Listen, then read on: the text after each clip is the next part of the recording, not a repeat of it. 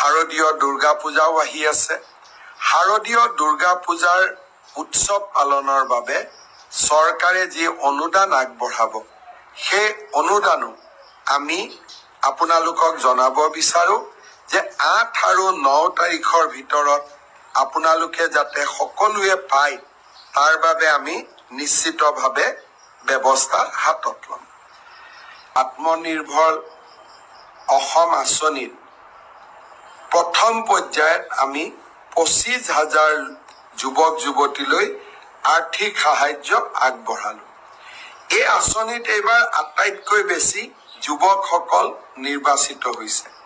মই ইলেকশ্যনৰ মিটিঙত গ'লে যুৱকসকলে মোক প্ৰায়ে কয় যে মামা আমাৰ বাবে একো আঁচনি নাই নেকি? মুখ্যমন্ত্ৰীৰ আত্মনিৰ্ভৰ অসম আঁচনিত আটাইতকৈ মোৰ ল'ৰা ভাগিনসকলে বেছিকৈ সুবিধা পাইছে।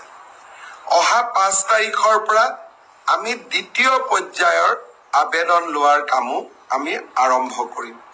যিসকলে সঁচাকৈয়ে ব্যৱসায় কৰিব খোজে, উদ্যোগ স্থাপন কৰিব খোজে, তেওঁলোকৰ বাবে 2 লাখ টকা সঁচাকৈ ই এটা ডাঙৰ প্ৰয়োজনীয়তা পূৰণ কৰে। বহুতে মোক হোৱাটছআপত লিখিছে যে এই 2 লাখ টকাই আমাক বহুত সহায় কৰিব। মই প্ৰথম আপোনালোকক 1 লাখ টকা দিম। 1 লাখ টকাৰ সদব্যৱহাৰ হ'লে আপোনালোকে 2 লাখ টকা, পিছৰ ইনষ্টলমেণ্ট 1 লাখ টকা আপোনালোকে পাব পাৰিব। দ্বিতীয় পৰ্যায়ৰ হিতাধিকাৰীৰ চিনাক্তকৰণৰ হিতাধিকাৰী নিৰ্বাচনৰ কামো আমি সুন্দৰভাৱে আৰম্ভ কৰিম। এডিআৰিৰ পৰীক্ষাও খুব সুন্দৰ কৰি পাৰ হৈ গ'ল। তৃতীয় বৰ্গৰ চাকৰিৰ পৰীক্ষা সমাপন হ'ল। আজিৰ পৰা পুলিচৰ ৰিক্ৰুটমেণ্টটো আৰম্ভ হ'ল। মোক ৰাতিপুৱা ডিজিপি মহোদয়ে জনাইছে যে পুলিচৰ ৰিক্ৰুটমেণ্টৰো যি দৌৰৰ ফিজিকেল টেষ্ট বা দৌৰ আদি কৰিব লাগে তাৰ আৰম্ভণি আজিৰ পৰা আৰম্ভণি হৈছে আৰু নিৰ্দিষ্ট সময়ৰ ভিতৰত তেওঁলোকে এই কাম সমাপন কৰিব। আৰক্ষী তৃতীয় বৰ্গৰ পৰীক্ষা শেষ হ'ল।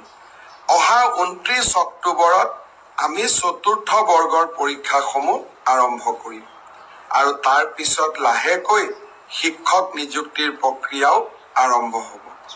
মই এডিআৰিৰ তৃতীয় বৰ্গৰ পৰীক্ষা ইমান সুন্দৰকৈ সফল হ'ল তাৰ বাবে এডিআৰিৰ পৰীক্ষাৰ লগত জড়িত আটাইকে মই ধন্যবাদ আৰু কৃতজ্ঞতা জনাইছোঁ। প্ৰথমটো পৰীক্ষাৰ এনচাৰ কিউ আহিলে প্ৰায় 80,000 ল'ৰা ছোৱালীয়ে OMR চিটটো সেৱাক আবেদন কৰি সংগ্ৰহ কৰিলে।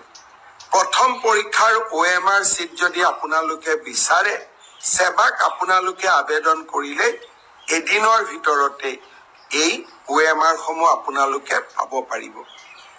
এতিয়া মোক বহুতে প্ৰশ্ন কৰিছে যে দ্বিতীয়টো পৰীক্ষাৰ এনচাৰ কি কেতিয়া আপলোড কৰা হ'ব?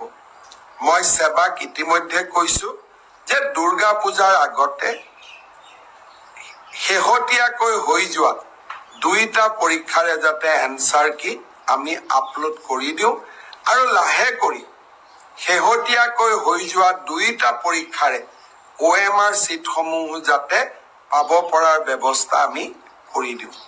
স্বচ্ছতাক লৈ আমি গোটেই ব্যৱস্থাটো এটা নতুন দিগন্তলৈ লৈ গ'লো।